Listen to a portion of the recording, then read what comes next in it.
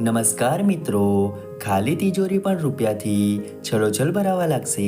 લાલ કપડામાં સોપારી બાંધીને કરો આ કામ. તિજોરીને ધન મૂકવાનું સ્થાન માનવામાં આવે છે. તેવામાં તિજોરી સાથે જોડાયેલા વાસ્તુ તથા જ્યોતિષ નિયમોનું પાલન કરવું જોઈએ.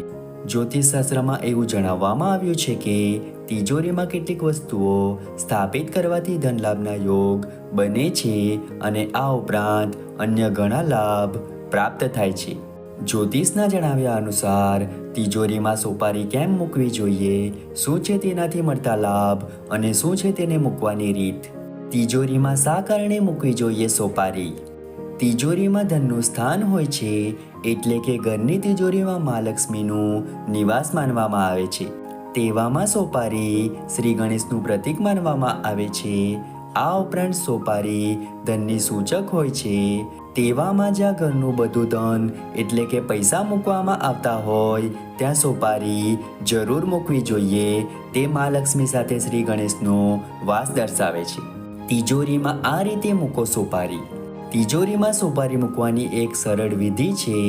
આ વિધિને પૂરી કર્યા બાદ જ સોપારીનો સુપ્રભાવ તિજોરી અને તેના ધન પર પડે છે.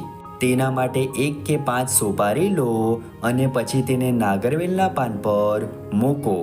સોપારીને લાલ ચંદન, હળદર અને અક્ષત અર્પિત કરો. પછી સોપારીને પાન સહિત મા લક્ષ્મીને ચડાવો. ત્યારબાદ સોપારીને પાનમાં લપેટી લો. પછી લાલ કપડા સહિત પાનને મૂકી દો. લાલ કપડામાં 7 ગાંઠ બાંધો અને તેને નાળ છડીથી બાંધો. તિજોરીમાં સોપારી મૂકવાથી શું થશે? તિજોરીમાં સોપારી મૂકવાથી ધન લાભ થશે, ધનમાં વૃદ્ધિ થશે, ધનનું આગમન થશે.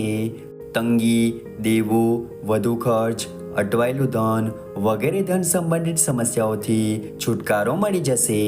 મા લક્ષ્મી અને શ્રી ગણેશની કૃપા રહેશે. મિત્રો, આ જાણકારી તમને કેવી લાગી કમેન્ટ કરીને જરૂર જણાવશો. વિડીયો ગમ્યો હોય તો વિડીયોને લાઈક કરીને ચેનલને સબસ્ક્રાઈબ અથવા ફોલો કરવાનું ભૂલતા નહીં. ચાલો મળીશું નવા વિડીયો સાથે. ત્યાં સુધી જય માતાજી.